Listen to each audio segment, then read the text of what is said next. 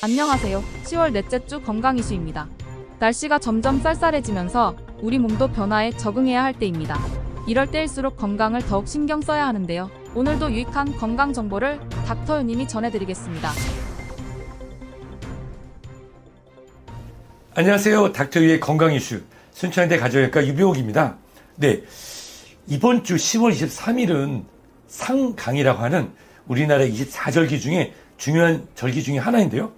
상강, 조금 낯서시다고요? 사실 24절기의 상강의 의미는 첫 서리가 내린다라고 해서 이 예전 농경사였던 우리나라에서는 이 농작물 피해를 막는 어떻게 보면 조상의 지혜가 들어있는 그런 절기이기도 합니다. 서리가 내린다는 것은 뭘 의미하냐고요? 그것은 일교차가 심해진다는 것이죠. 실제로 요쯤이 되면 일교차가 심해지면서 호흡기 질환이나 피부과 질환 등으로 고생하신 분이 많이 늘어났는데요.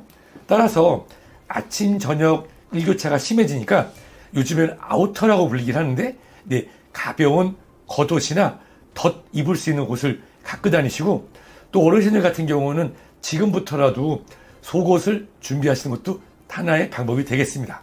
또 일교차가 심해지면서 감기 환자도 많이 늘고 있는데요. 다 아시겠지만 지난 10월 11일 금요일부터 국가예방접종 사업으로서의 이 독감 예방접종이 시작되었습니다. 지금은 전 연령대에서 다 진행이 가능하고요. 특히 65세 이상, 만 12세 미만에서는 독감 예방접종을 진행하고 있으니 미리미리 준비하시면 좋겠습니다.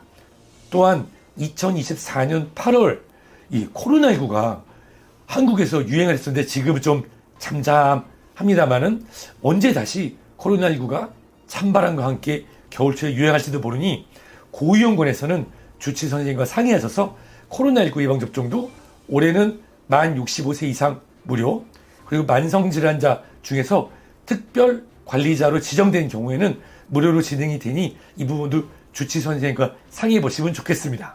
사실 이 상강, 낮과 밤의 기온차가 심할 때 호흡기 질환도 많은데 사실 최근에 제가 입원 환자를 모시고 있는데 허리를 삐끗하셔가지고 입원해서 지금 입원 치료 중입니다. 낮에는 따뜻하니까 활동을 많이 하는데 저녁만 되면 추워져서 옷차림이 가벼웠던 분들, 이런 분들이 준비 안 된 상태로 산행을 하시거나 운동을 하는데 기온이 갑자기 떨어지게 되면 발목이나 무릎 또는 허리에 부상을 입기가 쉽습니다. 또한 아침 일찍 약수터 가신다고 나가시다가 삐끗, 미끄럽고 또 일부 산간지방에서는 살얼음이 얼기도 하는 시기거든요. 따라서 이 관절 건강과 근육통 예방을 위한 우리가 편안한 신발, 그리고 시야가 완전히 확보되는 그런 아침에 운동을 시작하시거나 약수터를 가시는 활동을 하시면 좋을 것 같습니다.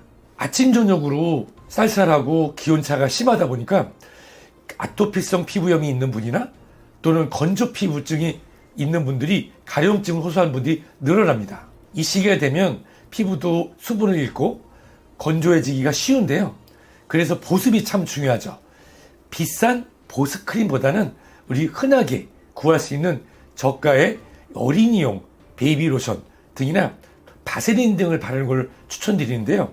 특히 어르신들 같은 경우는 손가락, 발가락, 발뒤꿈치, 그리고 입술이나 귀 등에 바세린을 저녁에 가볍게 샤워하시고 그리고 아직 물기가 다 마르지 않았을 때 발라주시면 저렴한 가격에도 우리 몸을 보습하는 데 도움을 줄 수가 있습니다.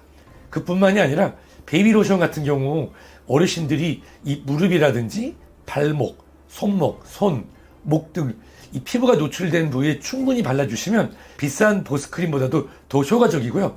잘 아시죠?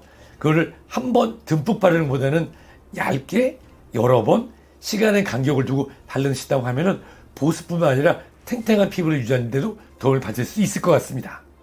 그리고 이 건성 습진을 갖고 계신 분들이 이 일교차가 심할 때 고생을 많이 하시는데요.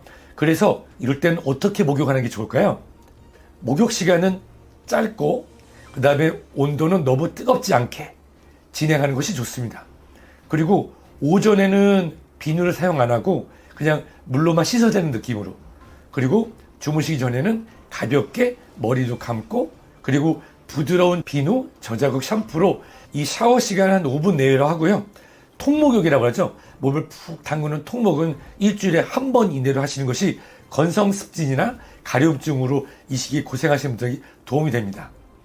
또한 바로 목욕탕에서 나오셔서는 물기를 바로 건조시키지 말고요.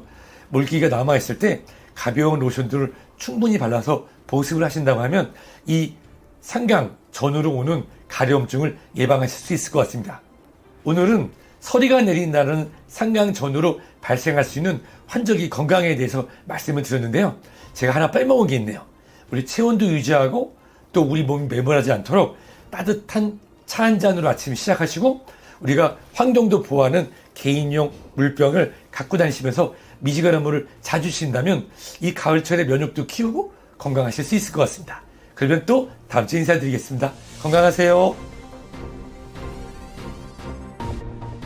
오늘 전해드린 정보들이 여러분의 건강관리에 작은 도움이 되었길 바랍니다. 건강하고 활기찬 한 주 보내시고 항상 건강하세요. 감사합니다.